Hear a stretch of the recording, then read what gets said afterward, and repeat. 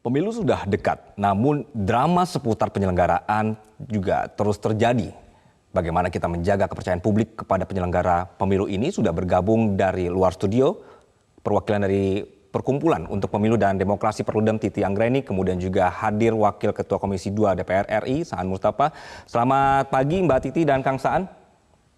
Selamat pagi. Pagi, ya. Selamat pagi dan terima kasih sudah bergabung bersama kami. Saya ke Kang Saan dulu ya, Mbak Titi ya. Kang Saan, jadi sudah ada sanksi ternyata. Berarti kan memang ada kesalahan di sini, Kang ya. Kang, melihatnya seperti apa, Kang? Ya kan dari awal sudah kita tegaskan bahwa terkait dengan soal sistem pemilu atau KPU itu kan pelaksana undang-undang. Jadi jangan sampai mereka mengomentari atau berwacana di luar apa yang menjadi ranahnya atau kewenangannya. Jadi kita udah sampaikan KPU ya jalankan aja undang-undang. Selamanya undang-undang itu belum berubah, ya itulah yang harus dilakukan. Itu satu. Yang kedua, ya KPU juga terus jangan berwacana. Biar yang berwacana itu ya pembuat undang-undang misalnya terkait dengan soal sistem pemilu, berwacana, berspekulasi atau memprediksi ya kan sesuatu yang sedang berjalan diprediksi dan sebagainya. Nah ini di luar kewenangan.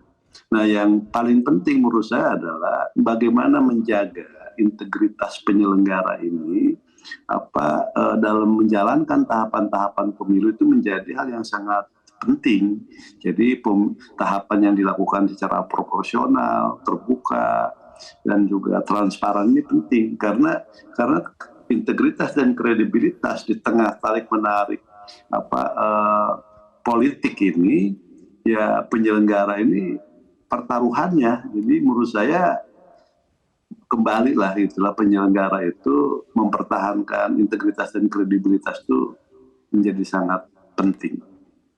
Oke, Kang Saan melihat ini sebagai jurus untuk menggerus pemilu, Kang, dengan kasus?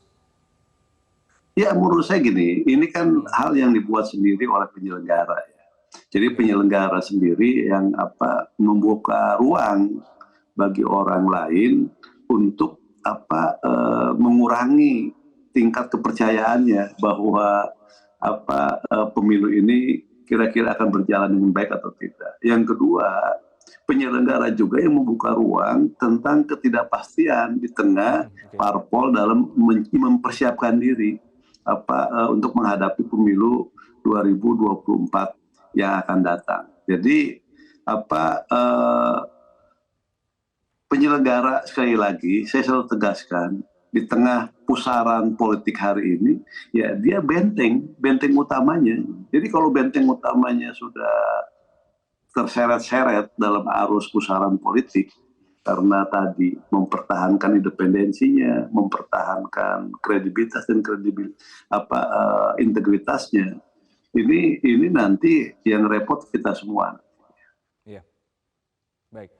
Saya ke Mbak Titi. Mbak Titi, ketika penyelenggara pemilu ya, kemudian terseret dalam pusaran seperti ini, gitu, apakah ini justru menurut Anda berpotensi juga merusak integritas dari penyelenggara dan juga kepercayaan publik?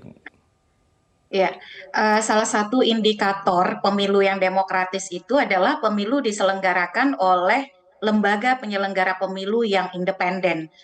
Jadi independen itu dicerminkan oleh bagaimana perilaku mereka di dalam mengelola tahapan-tahapan pemilu. Karena kenapa? Mereka rentan sekali untuk tergelincir ya. Karena kepentingan yang berputar di tengah penyelenggaraan pemilu itu sangat besar. Oleh karena itu, makanya mereka dibentengi oleh sejumlah prinsip kerja dan juga kode etik penyelenggara pemilu yang membuat mereka memang sebagai penyelenggara pemilu banyak batasan-batasannya. Oleh karena itu, ketika menjadi penyelenggara pemilu memang berkurang fleksibilitasnya. Contoh, mungkin ini sederhana. Penyelenggara pemilu itu tidak boleh menjadi pengurus ormas.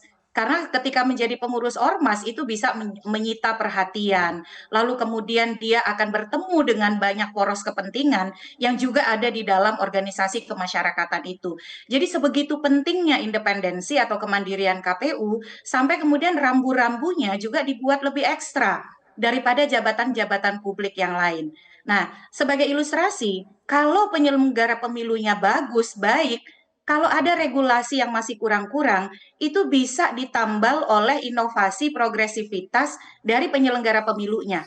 Tetapi walaupun regulasinya sudah sangat ideal, sempurna, namun kalau penyelenggara pemilunya tidak berintegritas, maka segala sesuatu yang sudah baik itu akan berkurang atau kemudian justru tergerus maknanya. Banyak pihak yang mengatakan dalam standar praktik pemilu internasional sekalipun bahwa yang paling menentukan setengah dari integritas pemilu itu adalah integritas penyelenggara pemilu.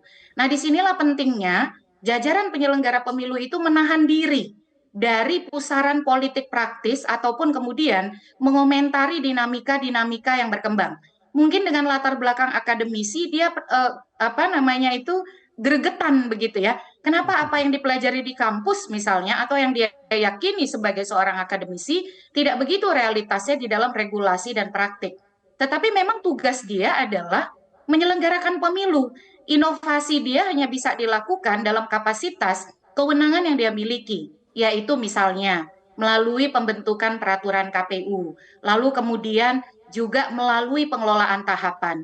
Jadi bukan tidak bisa dia mengembangkan kualitas pemilu, tapi ranahnya memang ada di sana. Bukan bicara dalam konteks kerangka yang menjadi aturan main pada level undang-undang, apalagi sebuah aturan main yang sedang diuji di Mahkamah Konstitusi. Karena Baik, bisa Mbak Titi. dilihat sangat politis, menunjukkan keberpihakan, menunjukkan tendensi misalnya dukungan pada salah satu aturan atau sistem yang bisa dihubungkan dengan kepentingan-kepentingan kelompok politik tertentu.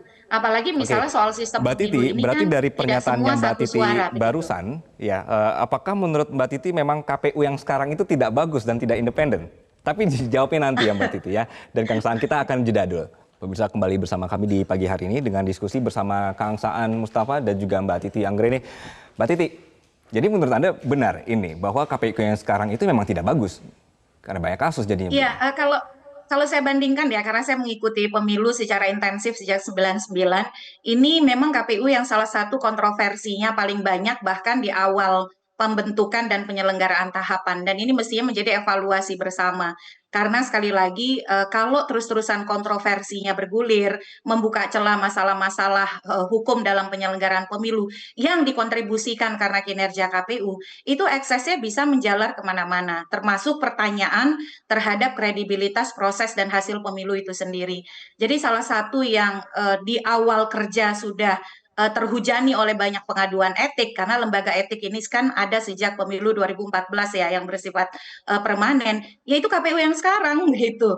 Jadi kita tidak bisa menutup mata dari itu. Ini mudah-mudahan ya menjadi otokritik yang dipahami dengan sangat mendalam oleh KPU dan diikuti oleh komitmen berbenah diri yang sangat sungguh-sungguh, termasuk juga kontrol publik yang harus lebih ekstra, termasuk parlemen tentu saja, karena ada kewenangan pengawasan secara proporsional oleh parlemen, karena menjaga penyelenggara pemilu sama dengan menjaga pemilu kita sendiri.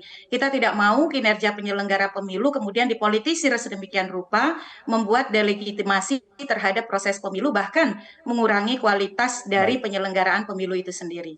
Oke, Kang Saan, meminjam bahasanya Mbak Titi, bagaimana kita menjaga dari KPU yang paling kontroversial ini, Kang Saan? Iya, kita kan sama-sama berkomitmen ya untuk menyelenggarakan pemilu yang berintegritas, profesional, kredibel, supaya outputnya itu punya legitimasi yang kuat. Dan tentu salah satu aktor utama dari pemilu ini kan selain partai itu kan penyelenggara. Penyelenggara saya selalu katakan adalah garda terdepannya, benteng utamanya pemilu itu bisa berjalan secara berkualitas atau tidak. Nah karena itu maka sekali lagi bagaimana Pak PU itu ya fokus menjalankan semua tahapan pemilu sampai nanti pemilu ini selesai itu dengan cara tetap profesional, menjaga integritasnya, kredibilitas dan kemandirian, bahwa dan KPU jangan membuka ruang atau celah gitu loh dengan hal-hal yang itu kontroversi dibuat oleh sendiri. Misalnya tadi berwacana terkait dengan soal sistem pemilu, berwacana terkait dengan soal pilkada diundurkan dan sebagainya. Nah itu bukan ranahnya penyelenggara. Justru ketika penyelenggara membuka celah terhadap hal-hal yang kontroversi, itu yang membuat nanti ketidakpastian itu yang muncul gitu loh. Seperti hari ini kita ada di tengah ketidakpastian parpol peserta pemilu yang jumlahnya bertambah lagi, misalnya ketidakpastian terkait dengan soal sistem pemilu yang tanggal 1 sampai 14 Mei parpol harus mendaftarkan calon legislatifnya, tapi sistem pemilunya kan masih ada di Mahkamah Konstitusi. Apakah proporsional daftar terbuka atau proporsional daftar tertutup. Nah, ketika ini berproses, Ketua KPU berspekulasi tentang itu. Jadi sekali lagi, semua berkomitmen bahwa pemilu ini harus berjalan dengan baik. Nah, maka masing-masing ya fokus kepada tugas dan kewenangannya saja. Jadi nggak usah masuk dalam proses-proses politik yang ada. Oke, tahapan sudah jalan. Kemudian tadi Kang Saan juga menyebutkan partai politik juga sudah harus bergerak karena ada jadwal-jadwal yang harus dikejar oleh mereka. Dan memang yang kami harapkan adalah adanya pengawasan dari teman-teman seperti Mbak Titi ini dan juga tentu dari DPR ya Kang ya, sama-sama untuk bagaimana tetap pemilunya harus jalan. Begitu. Terima kasih Kang Saan Mustafa dan juga Mbak Titi Anggreni atas diskusi kita di pagi hari ini.